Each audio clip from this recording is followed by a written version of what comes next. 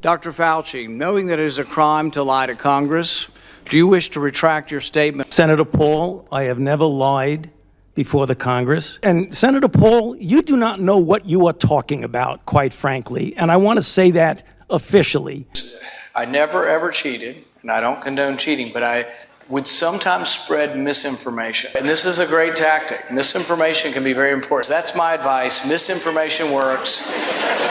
So try to trick your opponents. In gain of function research, he read a portion of the definition, but I want to read the rest of it because Rand Paul is leaving out an intentional part. Gain of function research is medical research that alters an organism or disease. This research is intended to reveal targets to better predict emerging infectious diseases and to develop vaccines. They gave just enough information for the conspiracy theorists to say, oh, you mean to tell me Rand Paul would not make this conclusion on the record, but he sows the seeds for people to say, oh, you mean to tell me the government made this? And then he fuels it by saying, you're going to be held accountable, Anthony Fauci. But he intentionally leaves off the last part. Fauci, to me, is sick and he's tired. Now, there were a lot of times that I felt like he should have grabbed the mic from former President Donald Trump and from other people who sat in front of him, dismissed everything that man said.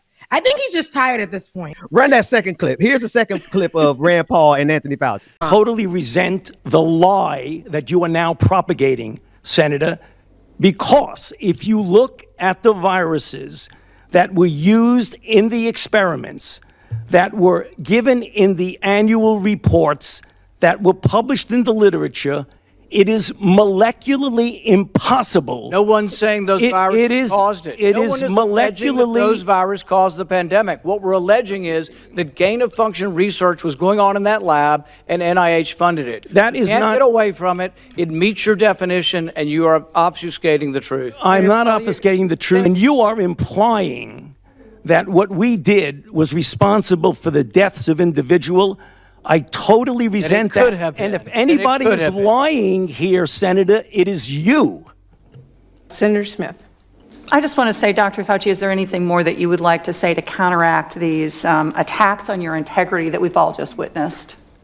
Well, Senator, thank you. I don't think I have anything further to say. This is a pattern that Senator Paul has been doing now at multiple hearings based on no reality. He keeps talking about gain of function. This has been evaluated multiple times by qualified people to not fall under the gain of function definition.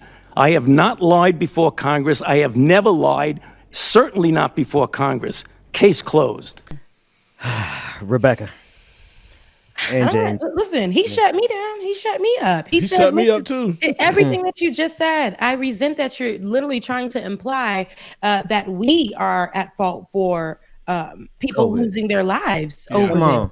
And that is disrespectful. I have been dragged in this game. I have been the face of COVID, okay, in this whole country as the doctor, giving the world the precautions to deal with, while states were trying to fight them and push them down. What you will not do today to me, Mr. No Sleep, rolling out of bed, messy hair, bags heavy under the eyes. You will not tell me that it is my fault.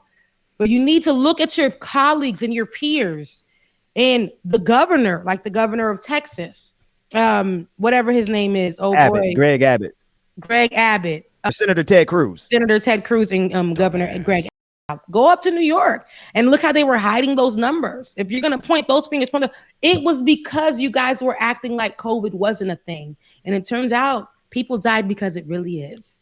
And you know what? I always wonder, I'm like, Fauci has been around and been doing this for a long time. And it was a key part, even in the AIDS pandemic. And I'm sure that he didn't even have to go through any of this. Wow. Because right now, they're just like, this makes no sense. You're basically accusing him and his people of killing millions of people around the world. In a nutshell is what you're doing. I got to say this about Rand Paul. And I want to say it after we play this last clip. Senator Paul, a majority of the med students here today have a comprehensive exam tomorrow. Just wondering if you have any last minute advice. Actually, I do. I'll tell you this. I never ever cheated, and I don't condone cheating, but I would sometimes spread misinformation. So, and this is a great tactic. Misinformation can be very important. So one time we were in the library and we were studying for a path test, and so we just started spreading the rumor that we knew what was on the test, and it was definitely all about liver. Everything, there's going to be a vast majority of questions all about liver. So we tried to trick all of our competing students into overstudying for the liver and not studying for the kidney and every other organ that's on there. But so that's my advice. Misinformation works.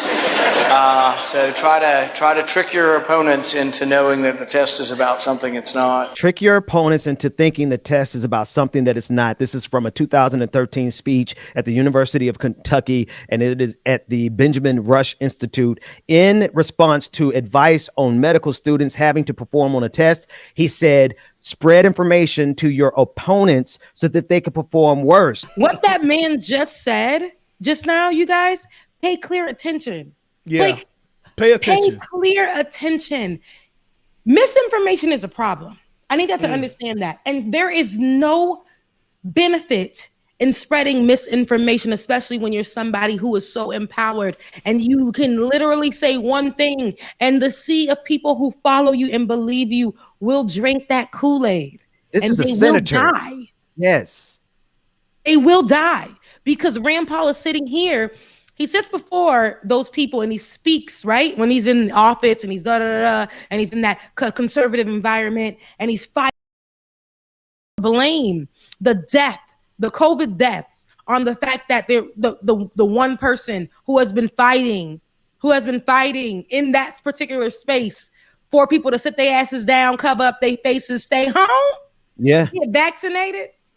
You blame him and you say to Dr. Fauci that he and everybody that supports him is the cause of the death of COVID. That's the problem. But yet you sit here in front of this relaxed crowd and you make a joke about misinformation.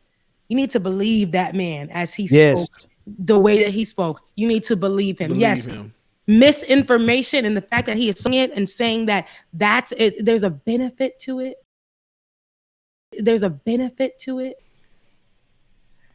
Rand Paul, what he did not say, what he stopped short of saying in that clip, is that the results of his actions meant that he caused other students to fail or to perform lower than they normally would because of his misinformation, because he actively made sure that other people got misinformation and they studied the wrong thing. That means instead of them getting an A, they got a C. And that made his B look amazing. That's how America has always worked in this country. This is Rand Paul's moment. He admitted in 2013 his entire life has been built off of misinformation. That's the only way he's been able to achieve anything in his life, because he was mediocre and he could not keep up with the competition. So he had to spread misinformation so that his competition will perform worse. And he's doing that with COVID-19. Republicans know that they are responsible for the 630,000 people who are dead from COVID-19. So instead of facing the reality of their sociopathy, they are now trying to blame through misinformation Anthony Fauci. But because of the pandemic of stupidity and misinformation from people like Rand Paul, we got 630,000 people dead in the United States of America.